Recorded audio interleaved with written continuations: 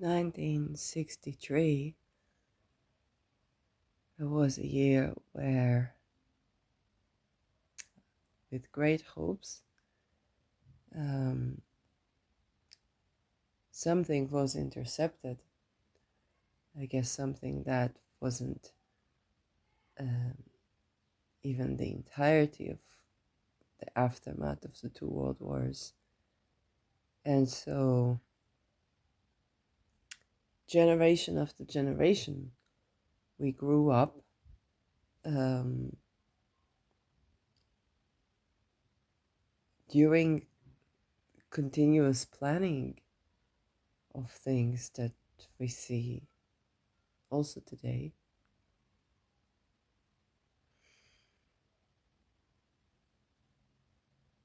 And for many of us,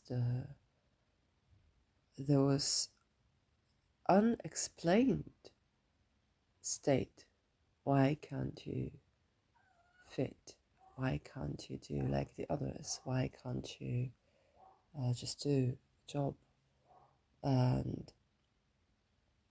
uh, for those of you who are more aware now that perhaps a lot of the conditions you've been dealing with have been associated with that state. Um,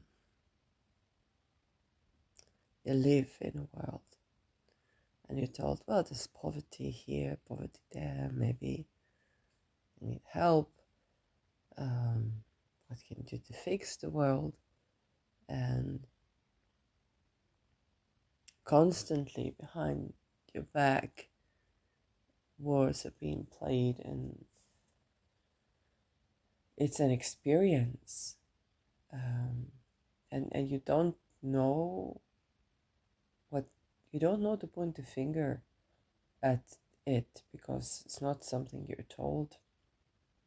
It's not something that's discussed. Then maybe you date people and there's a shit ton of secrecy and trauma. Even when they come from different cultures or when they come from same culture.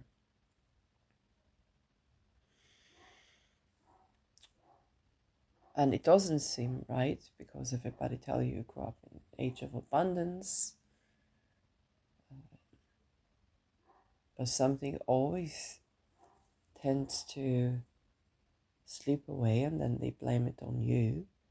But in fact, there's something going on in the background.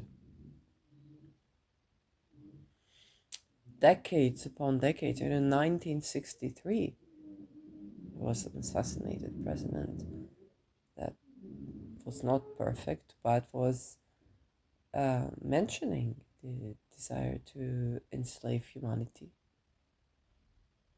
Ideas that you thought died with the Roman Empire never died.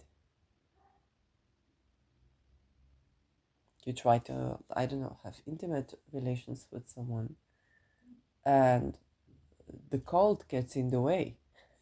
They call it religious trauma, they call it, I don't know, all kinds of things. And for those of us more sensitive to that, it just felt like a freaking alien in here. Um,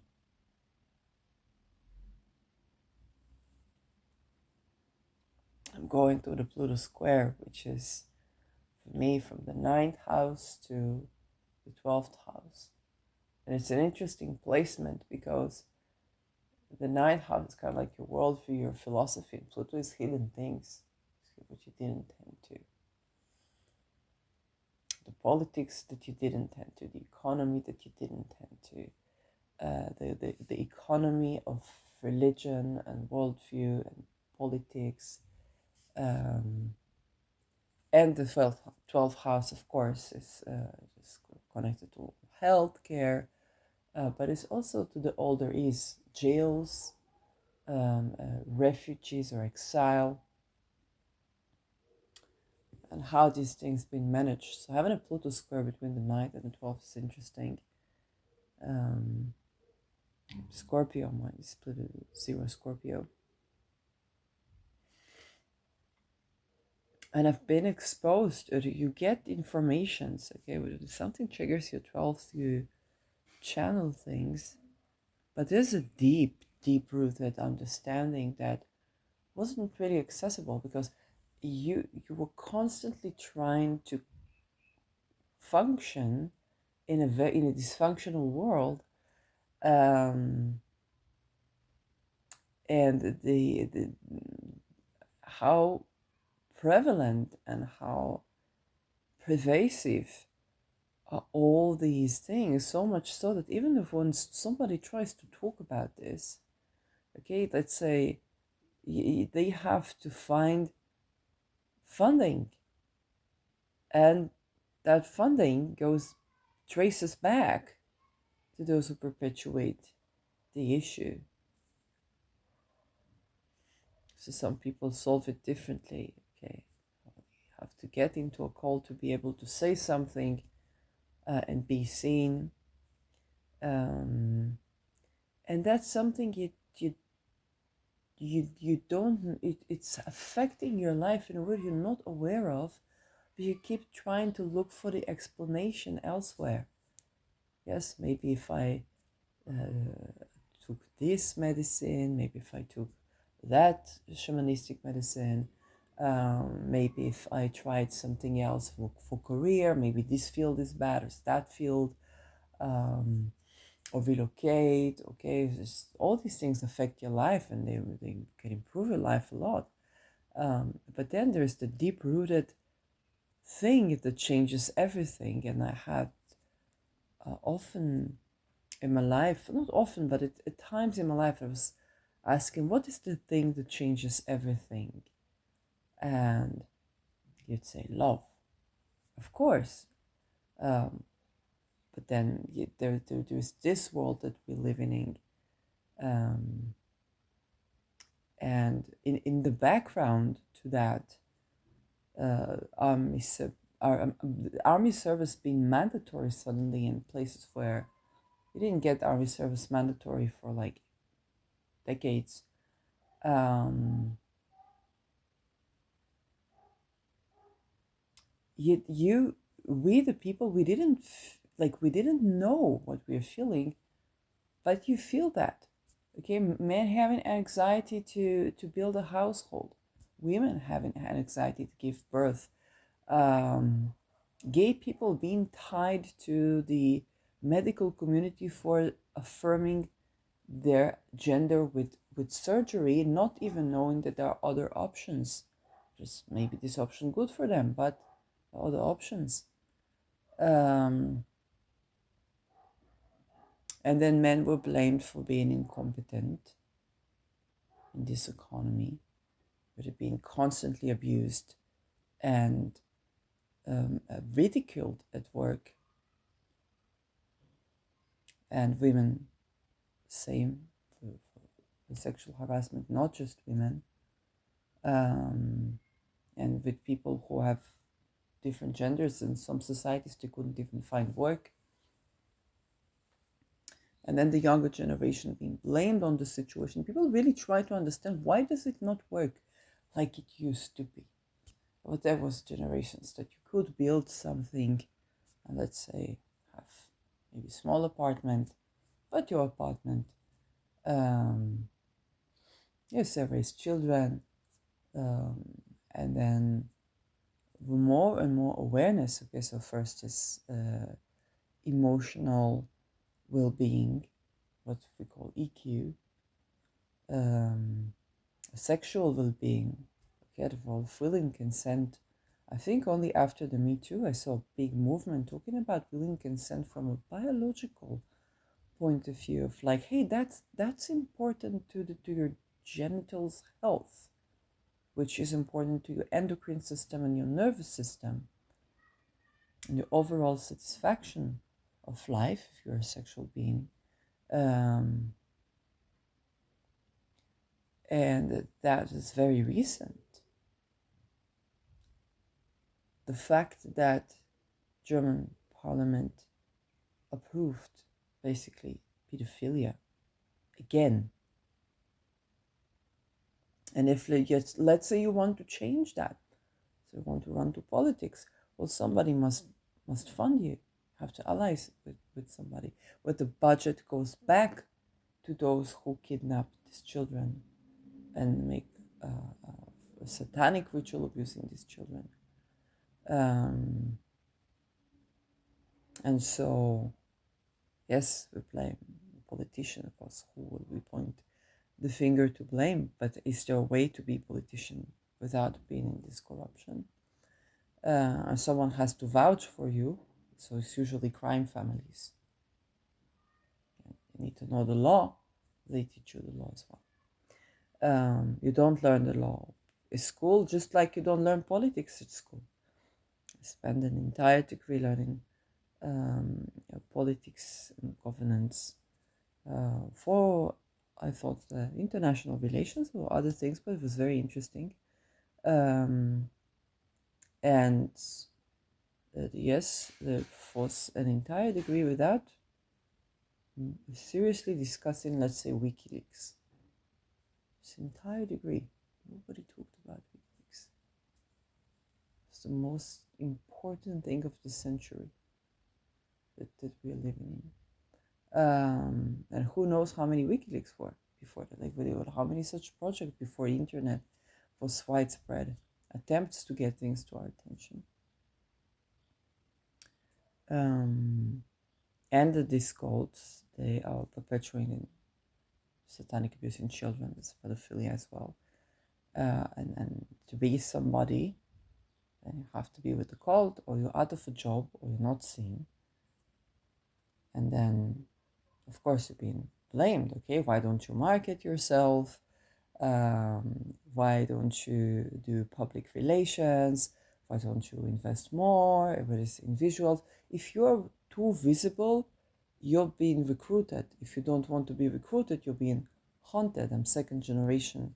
As we have a writer in the family, and I've seen when they're on your tail, as the police that will enter your house. This is not and often nothing. Okay, it's something that everybody knows. Oil giants fund terror. Okay, it's no big deal. Everybody knows. Yes, but it's intercepting war.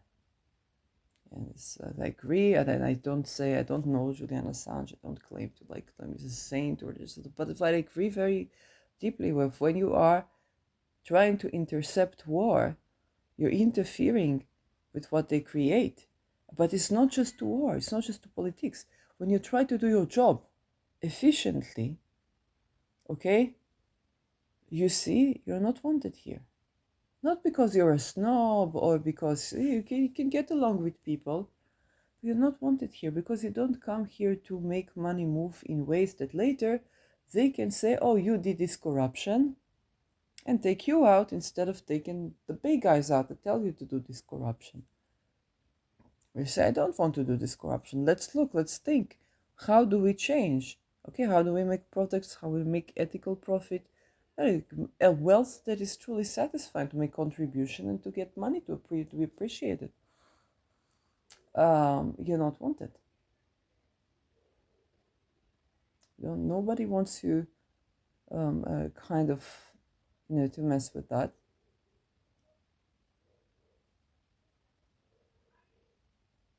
Or they can't afford to pay you. Because in more private businesses, okay, somebody has a certain addiction, they can't afford to pay his employees. And this happens, it's humane, but they want to admit the addiction. You heard it from another person, and they're like, but you're a good employee, we can't afford to pay you. And then the offer that they offer is not providing you with the well-being that you need, but you're also exposed to the risks of managing business, okay, of starting business. When you start in business, is protection all over. Okay, you better start business with crime family, because otherwise, okay, and in some places you have to find them. They don't look for you, you have to find them. Um, so, uh, but again, it's a conglomerate of bureaucracy that makes just living way too difficult. This is where corruption stems from. If you have enough land, if people cooperate, it's enough land.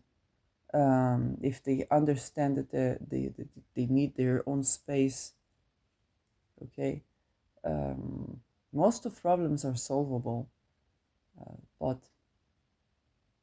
when you see that how pervasive it is, um, then of course that's why you don't have family, why you don't have children.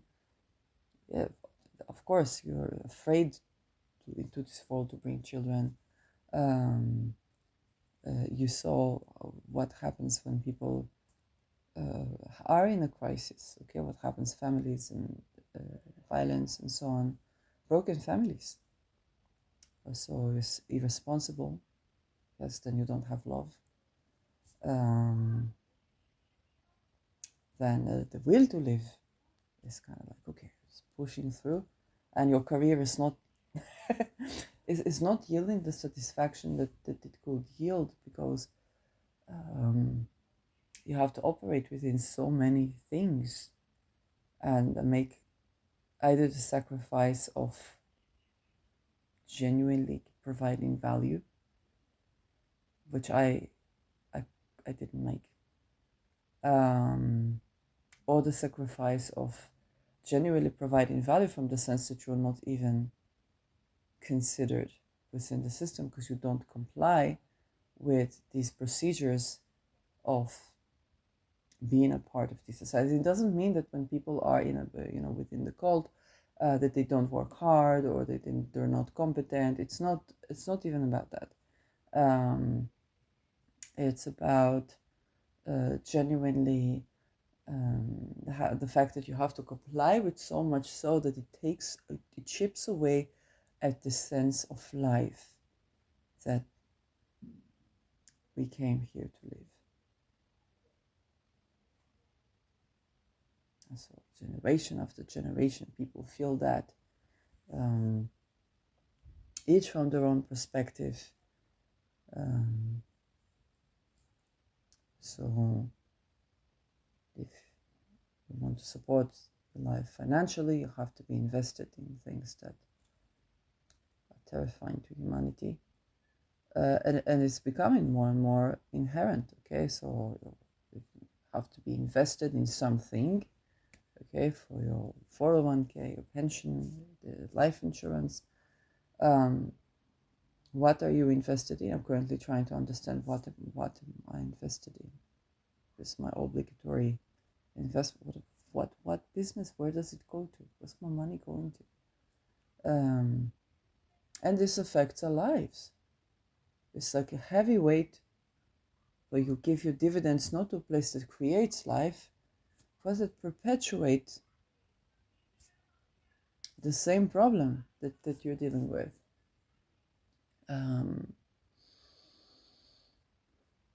and now being more aware that you go, because towards life that you try to say, okay, I will say no to things, then you say no to things, then eventually you will come the things that you say yes to. Okay, say no to corruption, come the truth. You say, no to the partner that behaves in a way that's not healthy for relationship, come the partner that behaves better, that you can have something with. And you see there's something around the place where it should be. Okay, I say, okay, what was the lesson here? To say no, to set boundary, to this, to that. And you see, it's not really compiling.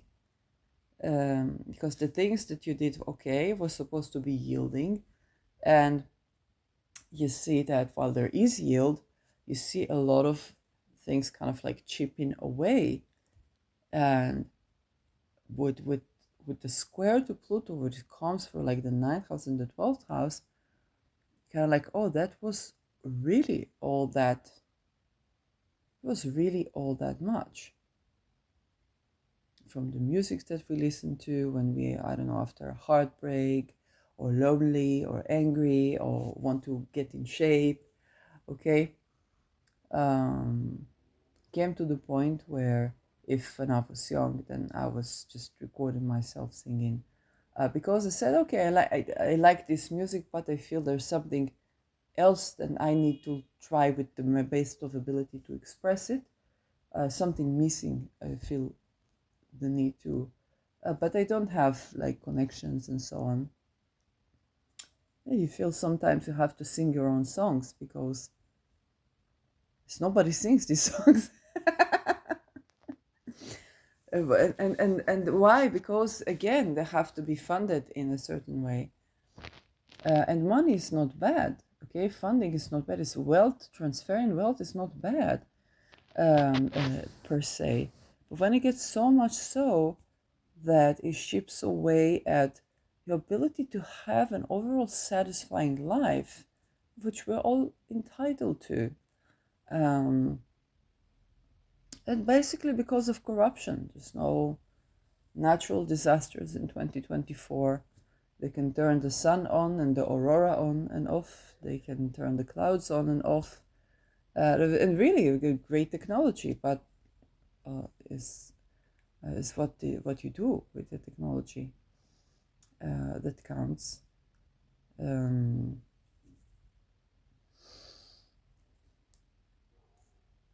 and the kind of like, unless you're really like in your nature like a solitary, asocial, not as social in the sense of like DSM, so it's kind of like a solitary person, kind of like the hermit, um, then that's okay for you. But many of us are not, um,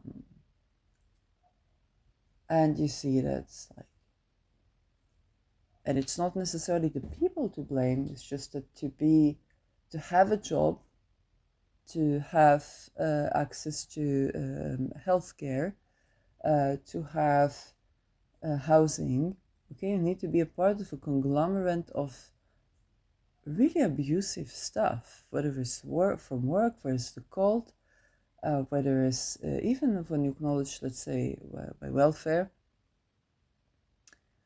and or when you want to, let's say, change something, then you have to have protection around you. Then you already get delving into really, really, really dark stuff. Um, and and that's been on since like since Rome. Is the people that fund our democracies originated in the Inquisition. Forget Hitler, forget the Nazis, forget Mengele. They funded all of them. But you have to rely on basically a funding that, you know, how tolerant they are of liberal ideas, and for how long. Okay, and then what we blame? We blame the people, we blame the leader. But we don't blame the funding.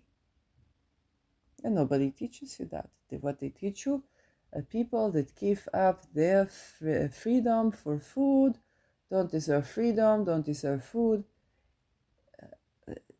I'm sorry, this is a. What is this violence? What's this Nazi? People need to eat, of course, and if it's not people give up, it's people having their land invaded.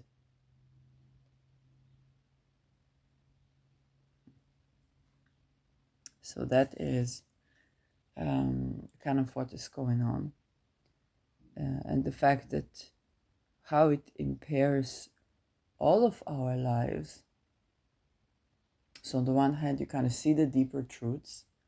It gives you stability in the face of chaos because you understand that the ayatollahs from from the east, ayatollahs from the west, ayatollahs from the north, ayatollahs from the south, ayatollahs in this skin color, that skin color, same ayatollahs, even funded by branches that's just going and we think, oh, but we have the religions talking with each other, the cultures talking with each other, have enlightenment. And it sounds like a great idea, but it's just like, okay, let's just keep the corruption with diverse voices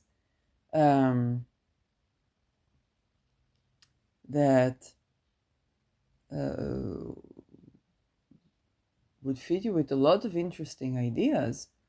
Um, but what you have to comply when you want to be a part of the discourse or contribute to the discourse.